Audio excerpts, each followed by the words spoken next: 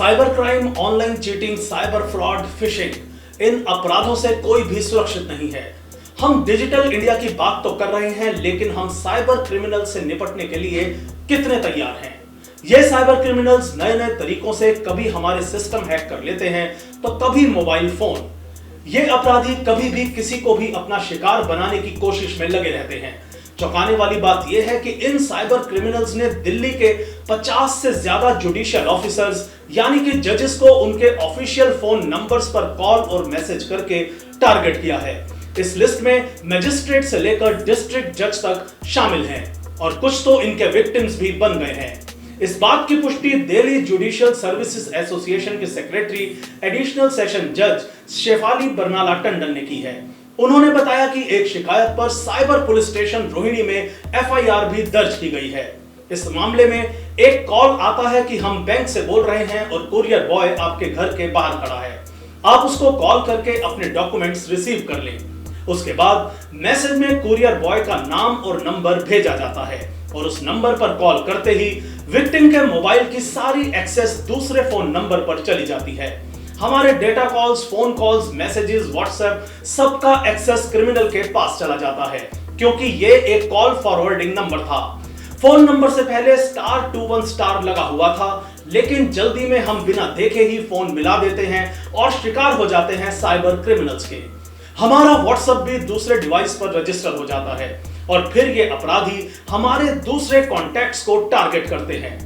ये अपराधी मुख्यतः झारखंड और बिहार के रिमोट एरिया से ऑपरेट करते हैं। लोकेशन और आईपी एड्रेस भी बदलते रहते हैं। और तो और जब डिस्ट्रिक्ट कोर्ट के सम्मन के नाम पर भी ये अपराधी आपको ठग रहे हैं। सुनिए। This is the district court. You have a summons letter which has not been collected. Legal actions will be taken within 2 hours. If you have any questions, press 9. ये सिस्टम की खामियां ही हैं जिसकी वजह से साइबर क्रिमिनल्स के हौसले बुलंद हैं। ये रोज हजारों लोगों की खून पसीने की कमाई ठग कर देश की इकोनॉमिक डिस्ट्रक्शन में लगे हुए हैं। हमें जरूरत है सतर्क रहने की। जब भी ऐसी कोई घटना घटे तो हमें तुरंत नेशनल साइबर क्राइम पोर्टल के 1930 नंबर पर शिकायत दर्ज करनी चाहिए। किसी भी अनजान मोबाइल नंबर पर कॉल करने से पहले देख लें कि उस नंबर से पहले *21* तो नहीं लगा हुआ है, यानी कि कहीं वो कॉल फॉरवर्डिंग नंबर तो नहीं है। हम सबसे ज्यादा इस्तेमाल व्हाट्सएप का करते हैं, तो हमें अपने व्हाट्सएप को 2 स्टेप वेरिफिकेशन कर लेनी चाहिए।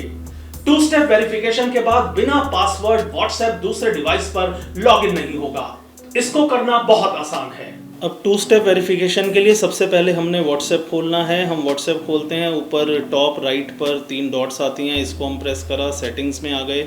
सेटिंग्स में आने के बाद अकाउंट्स में हम आ गए। अकाउंट्स में आने के बाद 2 स्टेप वेरिफिकेशन को ऑन किया तो यहाँ पर टर्न ऑन आ गया। इसको टर्न ऑन करके जब हम 6 डिजिट इसमें कोई एक कोड डाल दिया, जैसे मैंने 6 टाइम 1, इसको दोबारा से कंफर्म करके सेव कर दिया। सेव करने के बाद अब सेम हमारे को एक ऐड ईमेल करना है। ऐड ईमेल करके भी सेम इस तरह से मेल डाल के पासवर्ड आएगा और हम उसको रजिस्टर कर देंगे तो ये हमारा 2 स्टेप वेरिफिकेशन कंप्लीट हो जाएगा। यहाँ पर ऊपर राइट लगा हुआ आ जाएगा, इसका मतलब 2 स्टेप वेरिफिकेशन कंप्लीट है। क्या आम क्या खास, सब साइबर क्रिमिनल्स के निशाने पर हैं। अब आरबीआई को भी लगाम कसने की जरूरत है कि कैसे इन फर्जी बैंक अकाउंट्स में पैसा जा रहा है और देश के अलग अलग हिस्सों के एटीएम से निकल भी रहा है। वहीं ट्राई यानी telecom regulatory authority of India की सख्ती के बाद भी फर्जी आधार कार्ड्स पर मोबाइल सिम बिक रहे हैं। इस पर भी अंकुश लगाने की जरूरत है, लेकिन तब तक हमें सजग और सावधान रहना है ताकि हम ऑनलाइन फ्रॉड का शिकार ना हो।